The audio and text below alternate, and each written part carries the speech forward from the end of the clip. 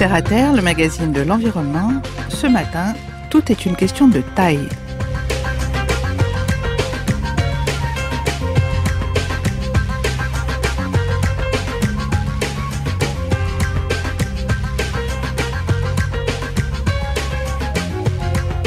Olivier Rey, vous avez publié un livre intitulé « Une question de taille ».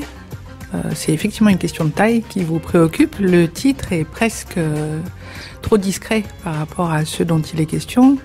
Vous auriez pu choisir un terme qui aurait tourné autour des notions d'effondrement, de fin de l'histoire, de catastrophe, d'apocalypse peut-être même, pourquoi pas.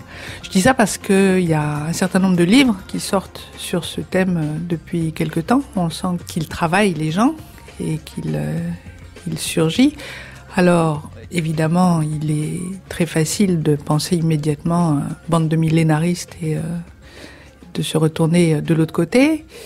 De fait, dans votre ouvrage, vous démarrez par un effondrement, ce n'est pas nécessairement celui auquel on aurait pu penser, c'est l'effondrement des 2 tours de New York, du World Trade Center, dont vous dites qu'elles sont la marque d'un destin tragique, celui d'un malheureux architecte qui, pourtant, a été très aimé en son temps.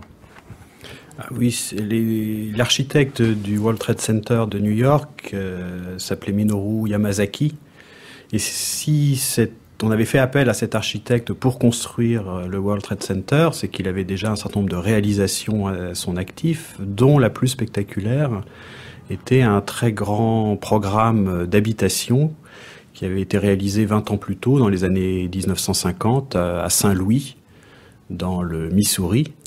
Et ce qui est assez extraordinaire, c'est que ce grand complexe d'habitation qui était formé d'une trentaine de grandes barres qui avaient été installées comme on le faisait à l'époque sur un terrain qui avait été complètement nettoyé de toute autre présence.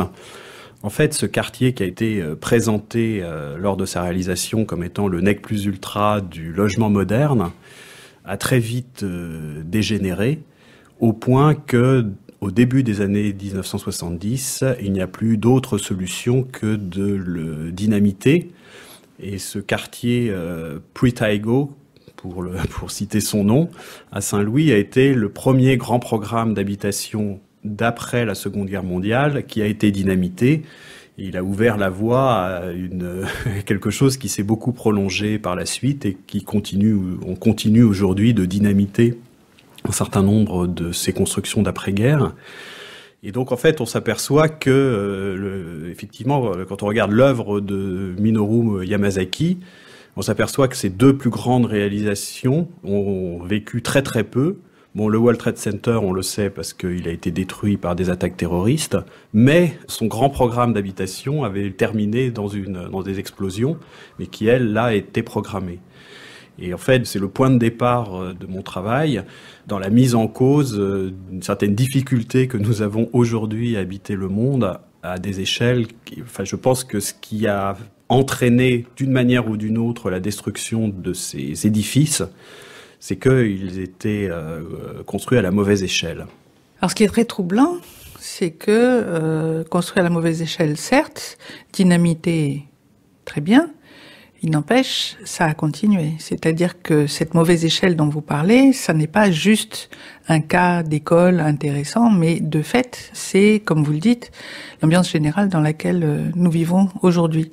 Oui, vous avez dit en commençant que mon propos pouvait, avec quelques affinités, avec un certain nombre de discours peu catastrophistes, mais ce dont je parle, c'est d'une raison particulière qui peut amener à des catastrophes, c'est des questions d'échelle. C'est le fait que, précisément, nous ne savons plus habiter le monde à la bonne échelle.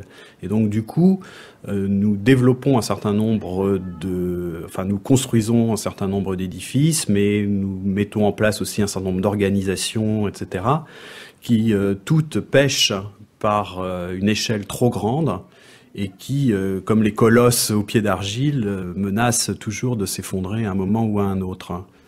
Alors, on va peut-être préciser, avant de poursuivre, Olivier Rey, que vous êtes mathématicien et philosophe.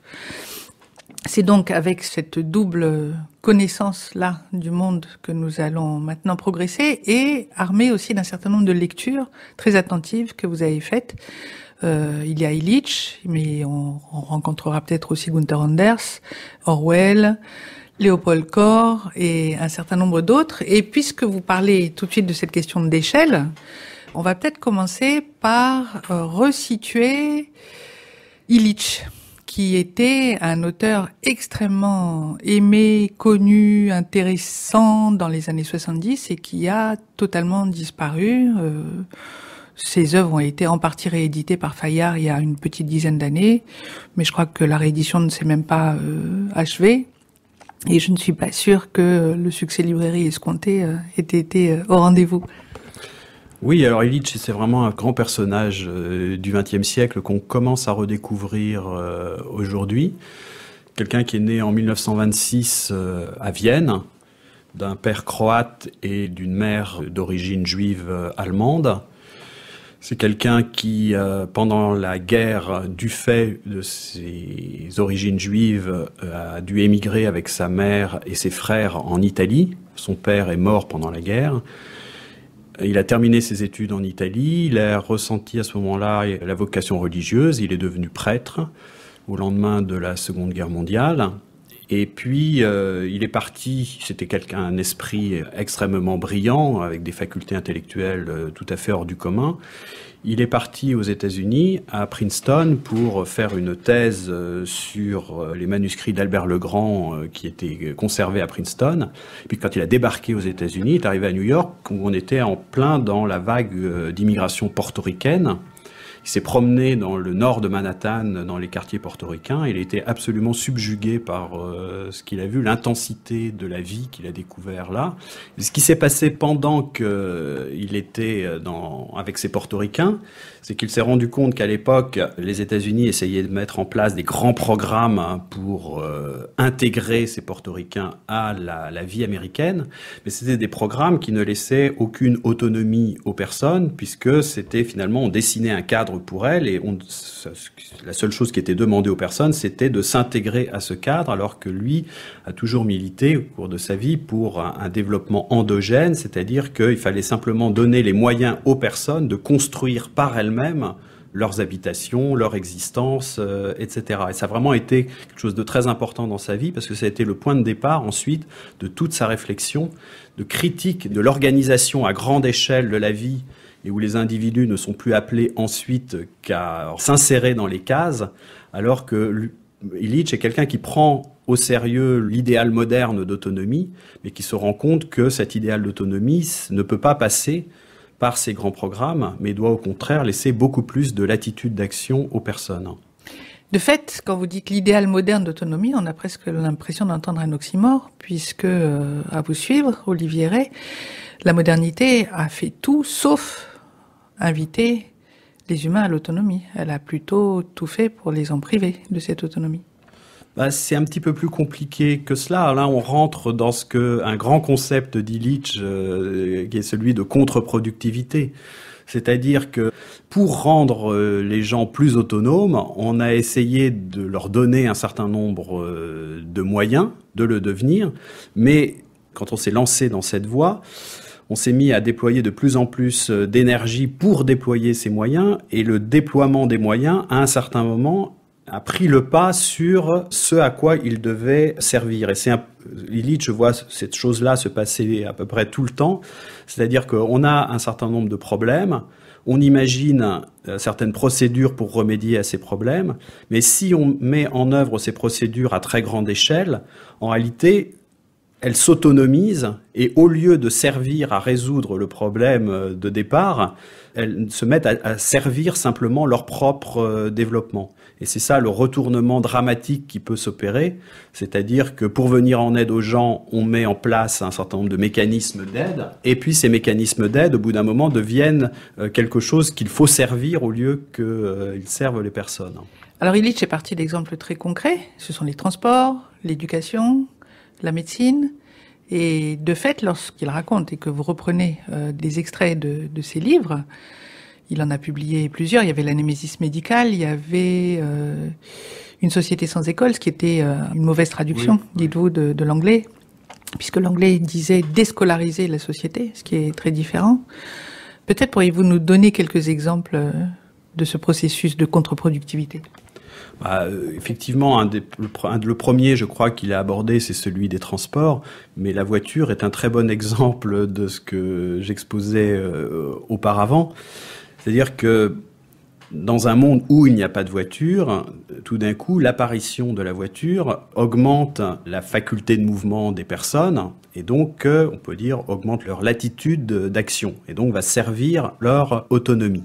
Mais ce qui se passe, c'est qu'au bout d'un certain temps, quand la voiture se développe et quand les transports automobiles se développent, la société entière va se reconfigurer en tenant compte du fait que à peu près tout le monde est supposé avoir une voiture. Et à partir du moment où à peu près tout le monde est supposé avoir une voiture, eh bien, les commerces de proximité vont disparaître au profit de grands centres commerciaux suburbains. Les habitations vont être de plus en plus éloignées aussi des lieux de travail, des écoles, des hôpitaux, etc. Ce qui fait que la voiture, au lieu d'être quelque chose qui s'ajoutait à ce que l'on pouvait faire auparavant sans elle, va devenir une obligation pour réaliser les tâches les plus fondamentales de notre vie et devient pour énormément de gens, il devient absolument nécessaire d'avoir une voiture pour se nourrir, pour travailler, pour élever ses enfants, etc.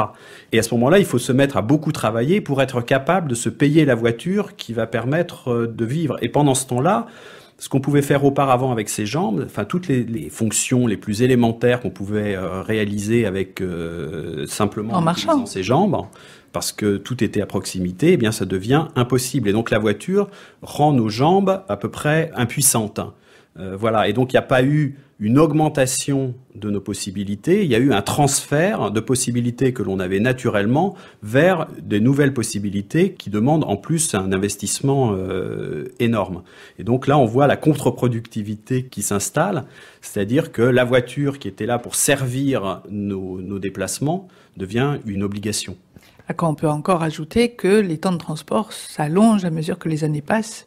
Ah ben ça c'est extraordinaire, c'est-à-dire qu'au XXe siècle, les vitesses de transport ont beaucoup augmenté, mais en même temps, le temps que l'on passe dans les transports a lui-même augmenté. Donc on passe beaucoup plus de temps à se transporter aujourd'hui qu'au XIXe siècle.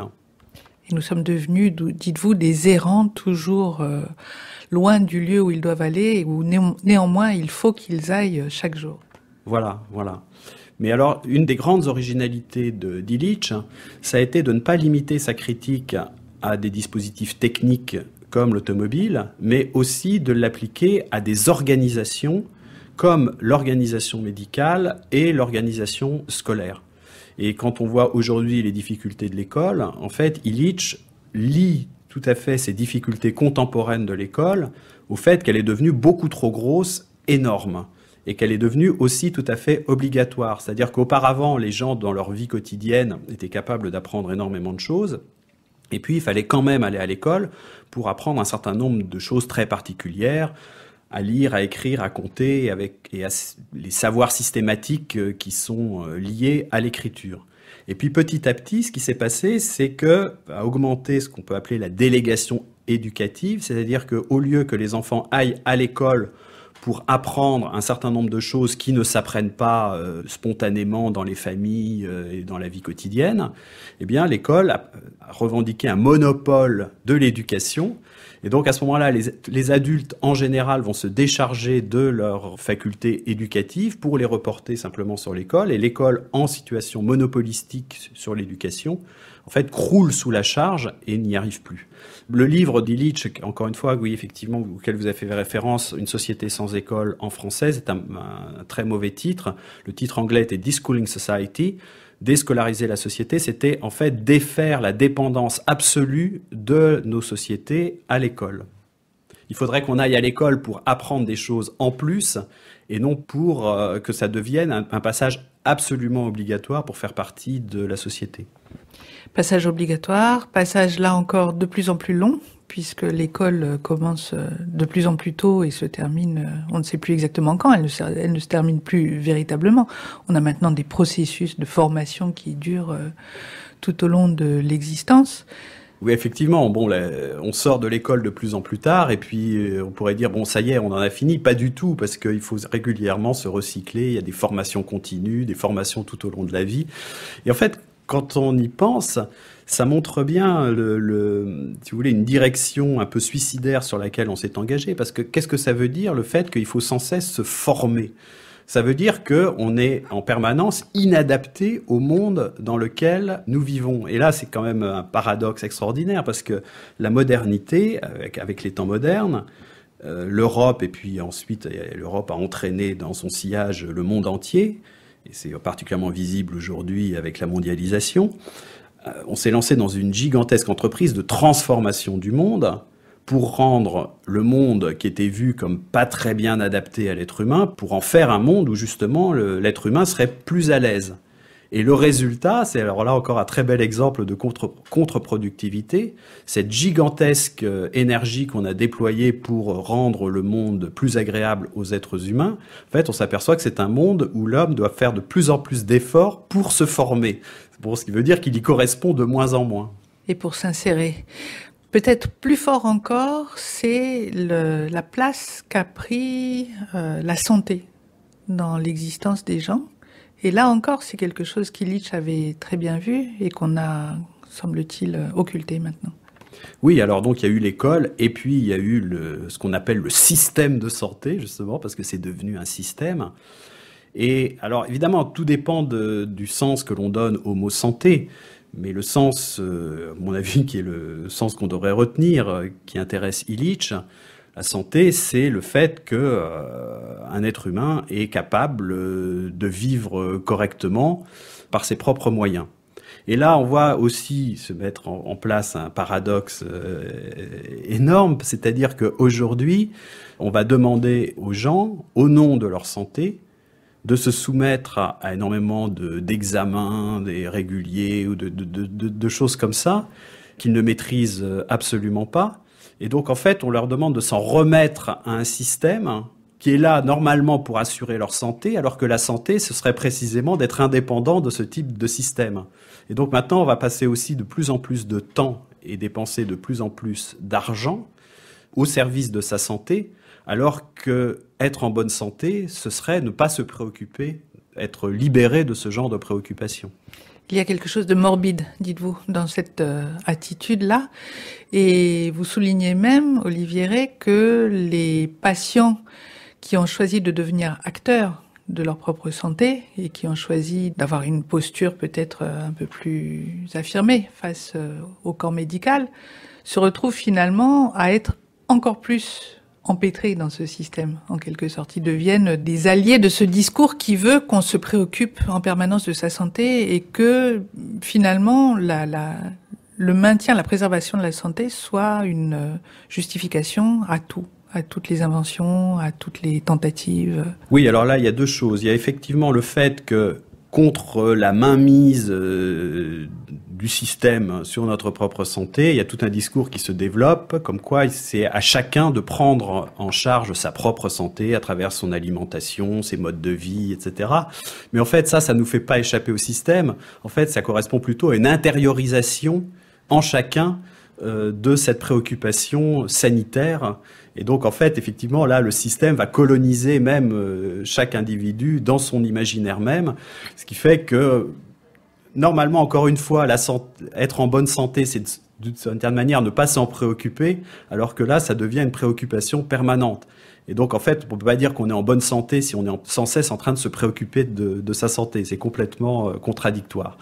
Et puis, par ailleurs, il y a une autre chose, c'est que dans la technologisation galopante de notre monde, aujourd'hui, l'argument de la santé est quelque chose qui est extrêmement employé. Si on prend par exemple les nanotechnologies, bon, on se rend compte qu'aujourd'hui, quand même, part de plus en plus importante de l'opinion est réticente vis-à-vis de certaines avancées technologiques parce que on commence à s'apercevoir que ça n'amène pas forcément un monde meilleur, plus heureux.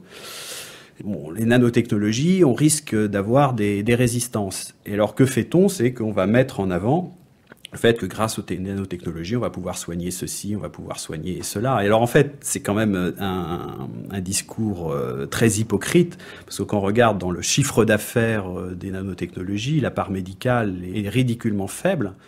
Mais bon, j'ai osé cette expression qui était que la médecine aujourd'hui était la vaseline pour faire passer le suppositoire de l'artificialisation.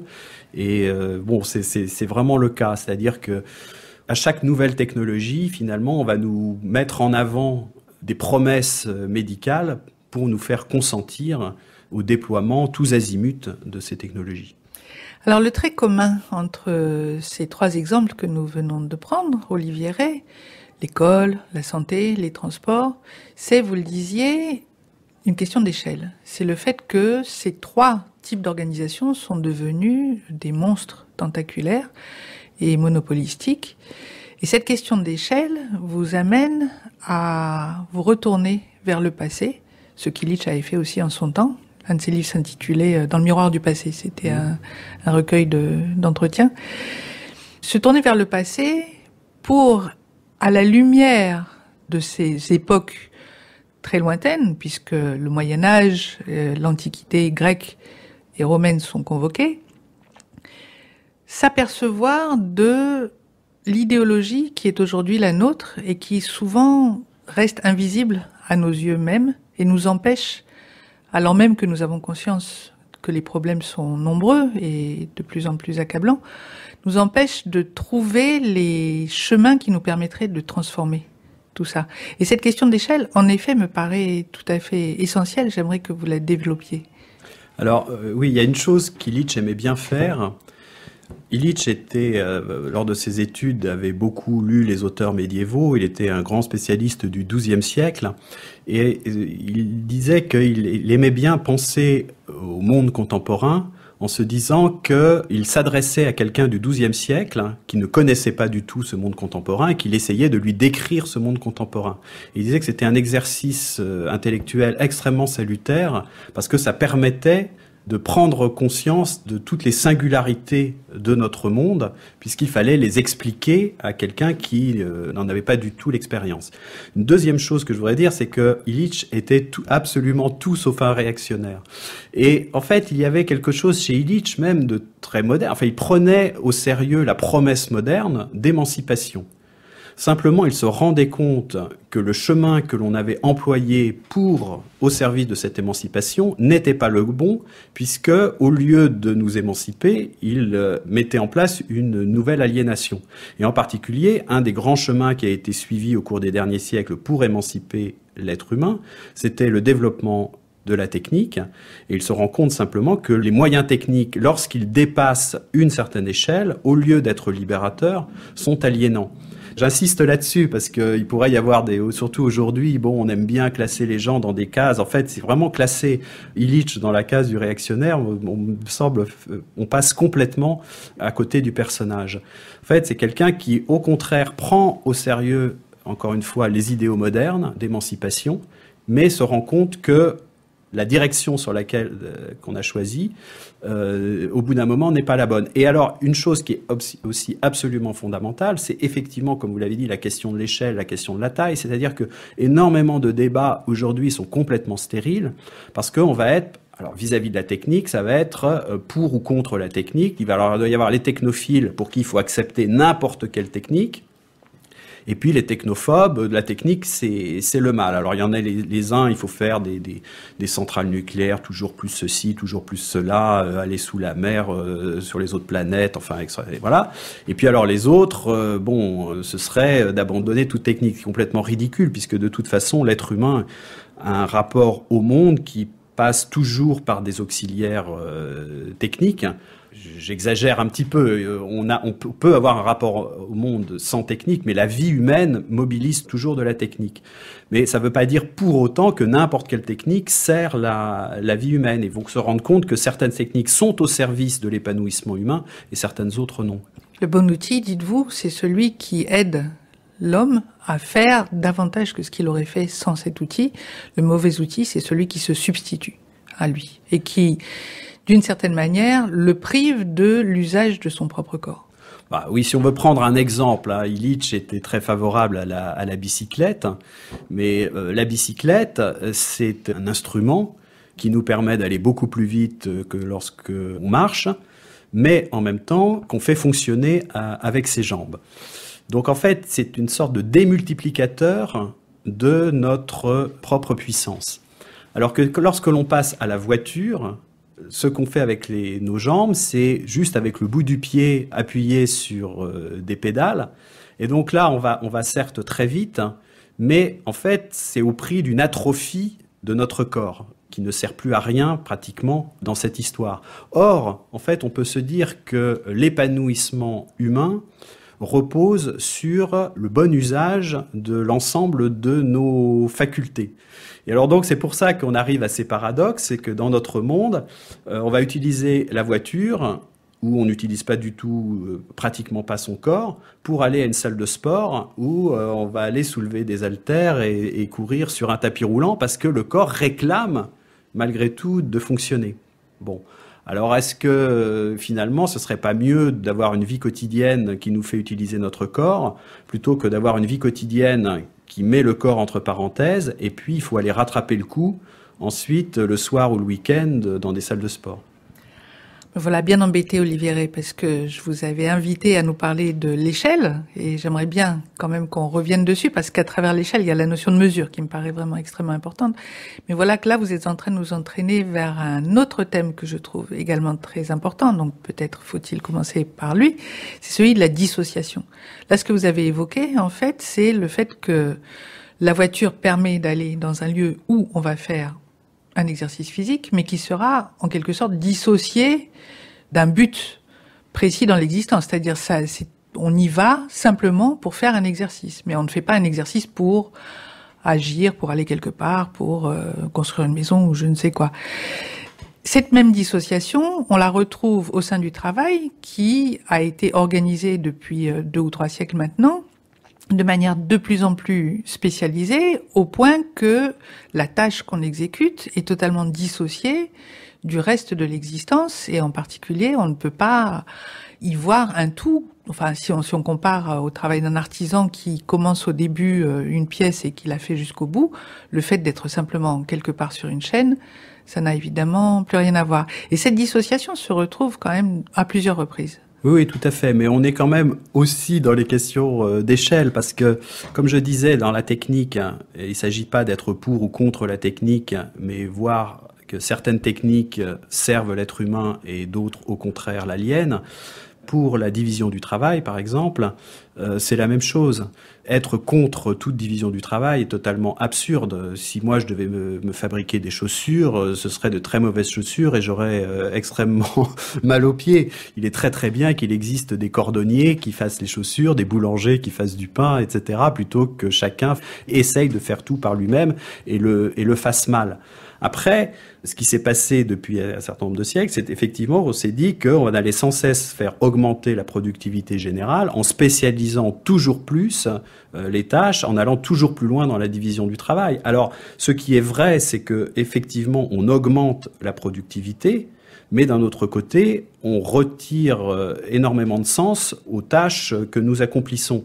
Et est-ce que véritablement, ça vaut le coup de faire un tel sacrifice dans le sens de notre travail pour récupérer simplement en bout de chaîne plus de biens de consommation? Est-ce que le surcroît de consommation compense tout ce qu'on a perdu en rentrant dans cette division du travail à outrance? Et là, vous voyez que la réponse, c'est pas de division du travail ou bien la division du travail poussée toujours plus loin, c'est une forme d'équilibre à trouver. Et ce qui se passe, c'est que certainement aujourd'hui, le curseur a été déplacé trop loin du côté de la division. Mais c'est quand même là, encore une fois, une question de mesure.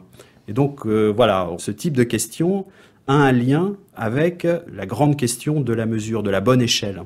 Je crois que ce qui m'a particulièrement intéressé dans votre livre, Olivier Rey, une question de taille, c'est le fait que à terre, on s'intéresse évidemment et logiquement beaucoup aux dégâts qui sont causés à l'environnement, à la planète, au milieu dans lesquels nous vivons. Mais de fait, dans votre livre, vous insistez énormément sur les dégâts que ce même processus a créés au sein de chacun et au sein des sociétés. Les humains, les sociétés ont été extrêmement atteints et transformés, corrodés par ce processus. Et justement, cette question de mesure intervient énormément pour nous faire comprendre de quelle manière nous avons été blessés, je crois. Ce qui est clair, c'est que de toute façon, une vie humaine, elle ne peut s'accomplir, s'épanouir et être féconde que dans un rapport sain à notre habitat, à la Terre. Je cite une métaphore de l'Iliade que je trouve très instructive de ce point de vue-là. C'est Ajax, qui est le grand guerrier qui combat à la tête des Grecs en l'absence d'Achille. Et on dit que contre les vagues troyennes qui déferlent, Ajax tenait comme le rocher contre la marée. Et alors, ce qui est assez amusant, parce que dire qu'un rocher résiste à la marée, c'est de l'anthropomorphisme. Le rocher, il résiste pas à la marée, il est là, il y a la marée, bon. Et donc, en fait, voir le rocher comme une résistance à la marée, ça veut dire que l'homme se projette dans le rocher. Mais d'un autre côté, il va comprendre son propre comportement en se comparant à la pierre. Et en fait, à travers cette métaphore qui va donc dans les deux sens, on projette de l'humain dans les choses. Et en fait, donc on fait du pétromorphisme, c'est ça ? Voilà, c'est ça. Et on se comprend soi-même en se comparant à des éléments naturels. Là, c'est un rocher, ça peut être aussi des animaux, des plantes, etc. En fait, on voit que l'être humain est en perpétuel dialogue avec son milieu. Et que s'il est dans un milieu qui est complètement dégradé, en fait, lui-même va devenir déchet. C'est-à-dire que le devenir déchet du monde prépare le devenir déchet de l'être humain lui-même. Et donc, c'est pour ça qu'il se joue quelque chose d'absolument fondamental dans notre rapport au milieu. D'ailleurs, vous avez employé quand même un mot qui m'a fait un peu sursauter, c'est celui de planète, parce que je suis vraiment très très opposé à l'emploi de ce mot planète. Et en revanche, le titre de l'émission Terre à Terre est très très beau, mais justement, on peut pas dire planète à planète. C'est-à-dire que quand on parle de la planète aujourd'hui, c'est très très à la mode. En fait, c'est planète en grec, ça veut dire astre errant. Mais donc, en fait, c'est un point de vue astronomique sur la Terre. En fait, la planète, c'est ce que voient les astronautes lorsqu'ils sont dans l'espace, et puis ils regardent et ils voient la Terre en tant que planète. Mais nous n'habitons pas sur une planète, nous habitons la Terre. Et toujours parler de planète, c'est toujours, d'une certaine manière, s'être déjà, comme si on s'était déjà abstrait de notre milieu, alors que précisément ce dont nous souffrons, c'est de ce type d'abstraction qu'il faut au contraire réapprendre à vivre sur la Terre et avec elle. Et alors comment réapprendre alors que nous avons tant désappris et pendant si longtemps?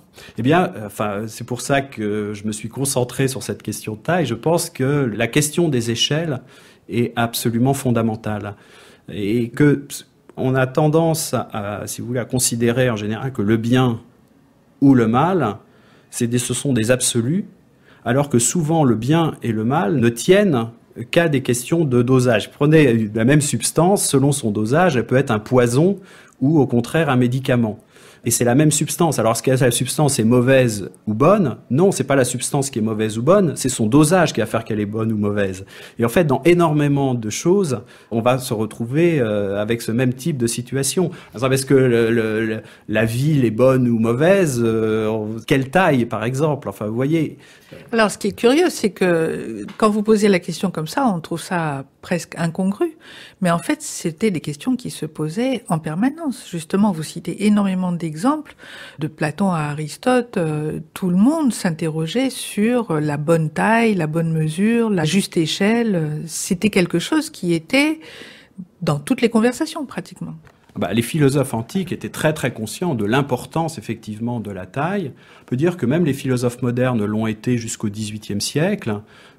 Alors dans le domaine politique, Montesquieu et Rousseau, par exemple, quand ils se réfléchissaient au bon régime, la question de l'échelle était extrêmement importante pour eux. Et puis c'est à partir, je dirais, du 19e siècle, il y a une sorte de catastrophe qui se produit, où en fait la taille va complètement passer à l'arrière-plan, on va plus du tout en parler. Et alors du coup on manie des grands concepts comme cela, qui ne veulent, à mon avis, plus rien dire si on ne prend pas en compte la question de la taille. Alors, on peut prendre différents exemples. On parle des sociétés humaines, mais on emploie le même mot société pour une tribu de chasseurs-cueilleurs ou bien pour nos gigantesques sociétés contemporaines, alors que les deux types de groupements humains n'ont rien à voir. On emploie le même terme de démocratie pour parler du régime politique d'Athènes au 5e siècle avant Jésus-Christ, où il y avait 20 ou 30 000 citoyens.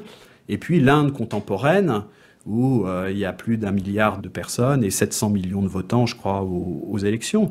Et comme s'il y avait une essence de la démocratie, si vous voulez, qui était totalement indépendante de l'échelle à laquelle ça se place. Alors qu'en fait, quand on change tellement d'échelle, de toute façon, ça ne peut plus être la même chose. Et donc employer le même terme de démocratie ou de société dans les deux cas, ça égare la pensée au lieu de l'éclairer. C'est vraiment une hygiène de pensée à avoir. C'est d'abord toujours de penser les choses en précisant à quelle échelle on se place. À la question de l'échelle, on peut associer un autre terme qui est celui de limite. Parce que qui commence à chercher quelle est la bonne échelle cherche aussi quelles sont les limites. Et de fait, les limites sont ce qui, peut-être, s'est le plus transformé, en tout cas, a basculé entre la notion de limite, qui était celle des Athéniens, et les notions que nous avons aujourd'hui des limites. Il y a un retournement de situation complet. C'est-à-dire que dans la philosophie grecque, la limite, c'était ce qui faisait exister une chose. C'était pas l'endroit où la chose s'arrêtait, c'était ce qui lui donnait une forme et donc ce qui lui donnait son être. Alors que dans la perspective moderne, la limite, c'est ce qui vient contraindre une chose, qui l'empêche d'aller toujours plus loin. Il y a un très beau symbole de ce point de vue-là, de ce retournement, c'était que Hercule était censé avoir, en plantant ses colonnes à Gibraltar, avoir écrit Nec plus ultra, enfin en latin, il a dû écrire en grec, mais bon, peu importe. Enfin, donc on a là cette formule qu'on associe justement à Hercule, le Nec plus ultra, pas plus loin. Et puis c'est Charles Quint qui a pris pour devise de son empire plus ultra, plus loin.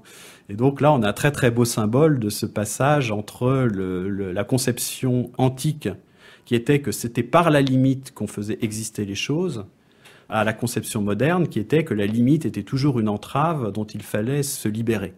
Bon, et puis je pense que ce qui a joué aussi, c'est quelque chose de dramatique qui s'est passé à l'époque moderne. C'est une fracturation qui s'est produite en philosophie, où ce qu'on appelait autrefois la philosophie naturelle s'est émancipé, et on s'est mis à appeler ça la science. Et à ce moment-là, les philosophes qui ont été exilés de la science ont eu tendance à penser que tout ce qui était quantitatif, ça ne les concernait pas, c'était l'affaire des scientifiques. Et donc, à partir de ce moment-là, les philosophes se sont complètement désintéressés de toutes ces questions d'échelle, de taille, de quantité. Vous voyez ça comme quelque chose de subalterne et d'un peu sale. Et donc, ils se sont mis à manier du concept, mais sans se préoccuper de mettre en relation les concepts qu'ils maniaient avec des questions quantitatives. Si on pense au concept de l'homme, par exemple, un philosophe, il va vous dire que l'homme, bon, c'est de la liberté, c'est ceci, c'est du langage, c'est ceci, cela. Il n'y a personne, aucun philosophe qui vous dira qu'un homme, c'est un être vivant qui fait entre 1,50 m et 2 mètres. On dira, c'est pas philosophique. Mais en fait, c'est quelque chose qui est extrêmement important. Parce que notre expérience du monde, elle est fondamentalement liée au fait qu'on a cette taille-là. Notre organisation corporelle, etc., elle est fondamentalement liée au fait qu'on a cette taille-là. Et moi, je milite pour le fait de rapatrier la taille à l'intérieur de l'essence. C'est-à-dire que la taille, c'est pas un paramètre. On n'a pas des essences qui ensuite vont s'incarner de manière complètement arbitraire à telle ou telle échelle. Non, la taille fait partie de la définition des êtres. Mais Olivier Rey, c'est pas seulement la taille qui a disparu au moment où la philosophie s'est détournée de tout ce qui était quantification. C'est presque, me semble-t-il, l'ensemble du corps humain qui a disparu, puisque pendant que la philosophie commençait à regarder ailleurs, Le monde, lui, s'est mathématisé. Galilée a compris que le langage de l'univers était mathématique, en quelque sorte. Et vous allez nous expliquer de quelle manière. Mais ce qui m'a frappé, c'est que, en quelques dizaines d'années à peine, la mesure et les mesures se sont mises à évoluer. On est passé de mesures qui étaient le pied, le pouce, enfin des mesures du corps, à des centimètres, des mètres, des millimètres et des nanomètres maintenant. Oui, tout à fait. Là, dans le système métrique, et tous ces nouveaux systèmes de mesure normalisés, là, c'est un très très bon exemple de la perte de la mesure humaine. Cela étant, sur Galilée, il y a une chose qui est extrêmement intéressante, parce qu'effectivement, on peut dire, oui, voilà, tout ça, c'est la mathématisation du monde qui en est responsable, mais Galilée lui-même, à la fin de sa vie, s'était rendu compte à quel point l'échelle était quelque chose d'absolument déterminant, et il s'en était rendu compte par les mathématiques. Bon, c'est vrai que moi, j'ai pratiqué beaucoup les mathématiques, et c'est par les mathématiques que je suis devenu particulièrement sensible à ces questions d'échelle. Le dernier livre de Galilée, qui est écrit sous forme de dialogue, commence par une visite des arsenaux de Venise. Et en fait, ce dont se rendent compte les personnages qui visitent cet arsenal de Venise, c'est qu'un petit bateau n'a pas la même forme qu'un grand bateau. C'est-à-dire n'a pas la même résistance, surtout. C'est-à-dire que si on veut qu'un bateau résiste au flot, on peut construire une barque qui va résister au flot, mais si on veut faire un grand bateau, eh bien, on ne peut pas le construire exactement pareil que la barque, simplement en multipliant ses dimensions par 10, 20, 50 ou 100, parce qu'à ce moment-là, à la première vague, la barque se cassera. Et là, à ce moment-là, Galilée se rend compte que justement, le monde n'est pas invariant par changement d'échelle. Et quand on construit, par exemple, on est obligé de tenir compte de l'échelle parce que on ne peut pas simplement faire grand. Les grandes choses ne sont pas pareilles que les petites, simplement qu'on aurait dilatées. Bon, et ça tient à ce qu'en mathématiques, on va appeler des phénomènes de non-linéarité. Le monde n'est pas invariant par homothétie, par changement d'échelle. Et une des choses que montre Galilée, parce qu'il aime bien donner des exemples, c'est qu'il ne faut absolument pas avoir peur des géants qu'il y a dans les contes, qui font 20 mètres de haut, parce qu'il montre par des calculs très simples de résistance des matériaux que les géants des contes, eh bien, au premier pas qu'ils font, ils se cassent la jambe, parce que les os qu'ils auraient, si simplement c'était la multiplication par 10 de nos propres os, ils seraient incapables de supporter leur poids. Parce que, si vous voyez, quand vous multipliez toutes les dimensions par 10, la section des os, elle va être multipliée par, c'est des surfaces, elle va être multipliée par 100. Mais en revanche, la masse, c'est un volume, elle est proportionnelle au volume, et donc elle va être multipliée par 1000. Et donc, si vous êtes capable d'avoir quelque chose de 1000 fois plus gros, avec des os qui ont une section qui a été multipliée que par 100, eh bien, en fait, ça ne tient pas. Et donc, le géant s'écroule. Et c'est là où on en revient à ce que je disais, c'est-à-dire que l'être humain, il fait quelque chose comme entre 1,50 m et 2 mètres, et il ne peut pas être beaucoup plus petit, et il ne peut pas être beaucoup plus grand non plus. Et c'est pour ça que cette taille-là, elle fait partie de l'essence de l'être humain. Et ça, c'est vrai pour absolument tous les animaux. Quand on parle d'un animal, il faudrait toujours commencer par dire quelle est sa taille. Reste, Olivier Rey, qu'aujourd'hui, les géants n'ont pas dos. Ce sont des organisations, ils ont des acronymes, ils ont des sigles, des logos, ou alors ce sont des gouvernements surpuissants. Et de fait, puisque vous aviez commencé cet entretien en parlant de la démesure d'un certain nombre de nos organisations humaines, aujourd'hui, la difficulté consiste à trouver un moyen de redescendre de ce gigantisme sous lequel nous vivons écrasés. Oui, alors donc on peut faire la métaphore, justement quand je parlais du géant qui au premier pas s'écroulait, on pourrait dire que nos organisations, elles en sont aujourd'hui un peu là, c'est-à-dire qu'effectivement elles sont devenues tellement grosses qu'elles sont devenues impotentes. Et donc c'est ça qui donne un sens aujourd'hui au terme décroissance dans beaucoup de domaines. Alors le terme décroissance est un peu ennuyeux d'un certain côté parce qu'il a ce côté négatif et puis on dit la vie c'est de la croissance, donc la décroissance c'est contre la vie, enfin il y a quelque chose d'un peu embêtant. Il est curieux dans votre livre, il apparaît au bout de 200 pages seulement. Oui, mais non, mais c'est parce que en fait pour moi le principe fondamental c'est celui de la bonne proportion. Il faut être ni trop gros, ni trop petit. Alors, il se trouve qu'aujourd'hui, de manière conjoncturelle, comme dans beaucoup de domaines, on pêche, non pas par défaut, mais par excès, nos organisations sont obèses et pas trop maigres. Il se trouve que conjoncturellement, ce qu'il faut, c'est décroître en taille. Mais il ne faut pas oublier que cette décroissance en taille, qui a l'air d'être quelque chose de négatif, il y a du négatif dans décroissance, en fait, c'est relié à un positif qui est celui de la recherche de la taille adéquate. Et donc, en fait, si vous voulez, il y a le principe intemporel, on pourrait dire, qui est celui de la taille adéquate, qui se traduit conjoncturellement aujourd'hui par une demande de décroissance pour revenir à des tailles qui soient mieux proportionnées. Voilà. Léopold Kohr, qui a été quelqu'un qui a beaucoup inspiré Ivan Illich, avait une phrase absolument extraordinaire où il disait « À chaque fois que quelque chose ne va pas, quelque chose est trop gros ». Bon, c'est une phrase qui est très frappante, que j'aime beaucoup, bon, mais en même temps qui est fausse, parce qu'il y a des tas les choses le trop petit existe aussi. Oui, voilà. Et puis, bon, il faut pas non plus tout ramener à des questions de taille. Les questions de taille, moi, ce que j'ai essayé de faire, c'est d'attirer l'attention sur les questions de taille parce qu'elles sont ordinairement négligées. Mais je veux pas non plus dire que tout est une question de taille. J'ai pas cette prétention.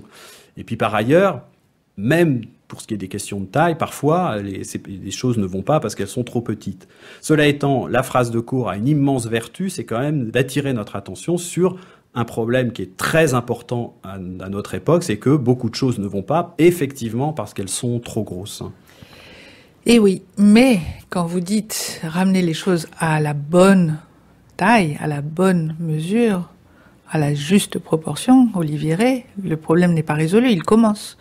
Il commence, puisqu'aujourd'hui, comment s'entendre, humains que nous sommes, sur ce que seraient les justes proportions, ce que serait la juste taille. Vous le dites, on n'a plus de notions communes, collectives, de ce qu'est le bien, par exemple. Nous n'avons plus à la place que des conceptions du bien. Nous avons des valeurs. Et donc, lorsque nous nous réunissons pour essayer de discuter et de débattre, eh bien, c'est plutôt pire que si on n'avait pas débattu. Vous allez même jusqu'à regretter qu'on fasse plus de danse de la pluie. Vous exagérez quand même. Non, même si la danse de la pluie, ça peut être très beau. Non, je disais simplement que... Non, ce que j'ai dit simplement, c'est qu'on se moque beaucoup des danses de la pluie, mais qu'on devrait avoir un peu moins de condescendance, parce que nous, aujourd'hui, l'équivalent de nos danses de la pluie, c'est les débats. Et on fait comme si des débats allaient sortir les solutions, alors qu'en général, quand on fait des débats, il n'en sort rien. Et que les danses de la pluie, elles, au moins, soudaient les populations. Voilà, exactement. Alors qu'en général, les débats ne font qu'aggraver les différends. Et donc, en fait, finalement, oui, je trouve que la danse de la pluie, si elle n'était pas efficace, en tout cas, elle avait pas les inconvénients les débats d'aujourd'hui ne sont guère plus efficaces et en plus, ils ont plutôt tendance à envenimer les choses. Mais enfin, bon. Non, effectivement, moi, l'impression que j'ai, c'est que de toute façon, si on prend la trajectoire sur laquelle nous sommes et que nous essayons de la prolonger au long du XXIe siècle, on s'aperçoit que ça ne tient pas. Donc de toute façon, à un moment donné, les choses ne vont pas continuer sur leur lancée comme elles le sont. Et moi, ce que je subodore, c'est qu'un certain nombre d'organisations dans lesquelles nous vivons aujourd'hui, de toute façon, vont s'effondrer comme les géants trop gros s'effondrent. Et à ce moment-là, eh bien, il faudra de toute façon nécessairement en revenir à des types d'organisations à une autre échelle.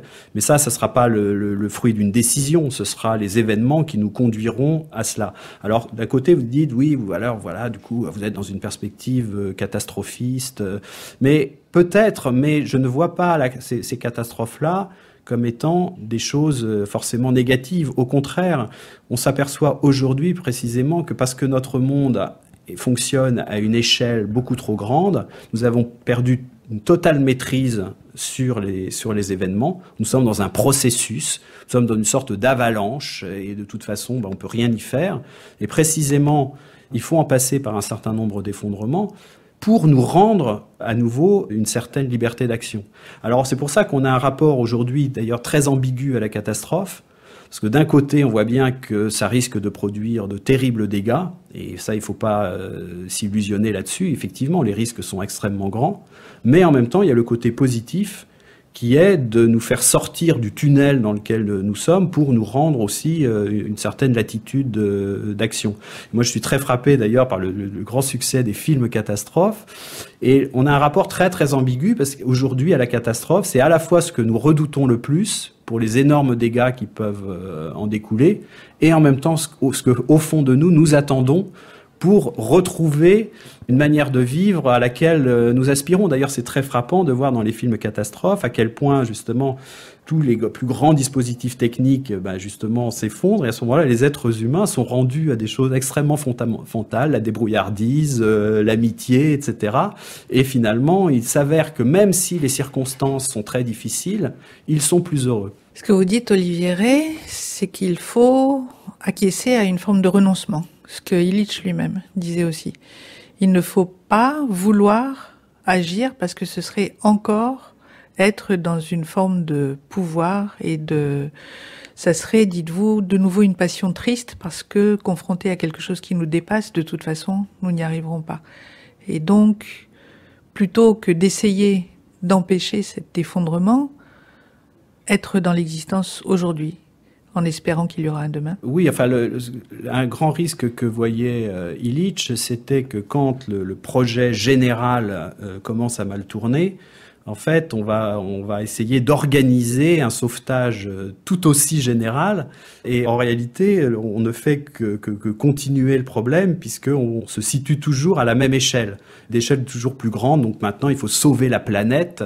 Alors que, comme le disait Illich, moi, je n'habite pas la planète. J'habite à un endroit sur la Terre. Je ne suis pas un habitant de la planète. La planète n'est pas à notre mesure. Et plus on nous parle de la planète, finalement, plus on nous déracine de l'endroit où nous habitons. Alors en même temps, on ne peut pas faire abstraction non plus du monde dans lequel nous sommes, qui aujourd'hui vit à cette échelle planétaire. Moi, je pense que ce que nous pouvons faire, en revanche, c'est essayer aujourd'hui de réhabiter à l'endroit où nous sommes le monde un petit peu mieux, de manière plus locale, et ce qui nous permettra, quand un certain nombre d'effondrements arriveront, j'en suis convaincu qu'ils arriveront, de ne pas paniquer, de ne pas prendre cela comme la fin du monde, mais comme les craquements d'un monde qui n'allait pas bien, et quelque chose qui pourrait nous ouvrir de nouvelles perspectives.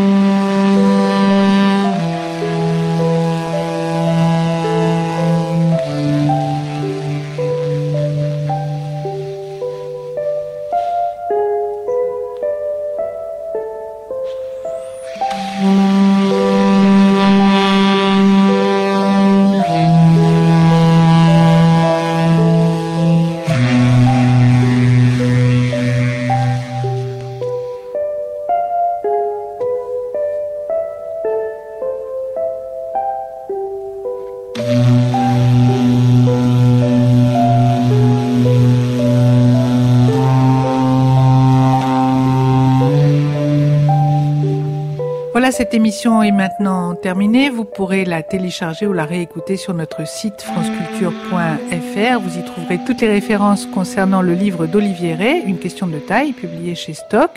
Vous y retrouverez également notre revue de web hebdomadaire et, en gratification, une interview de Guillaume Gamblin qui nous parle de la revue Silence, consacrée, figurez-vous, ce mois-ci aux questions de taille.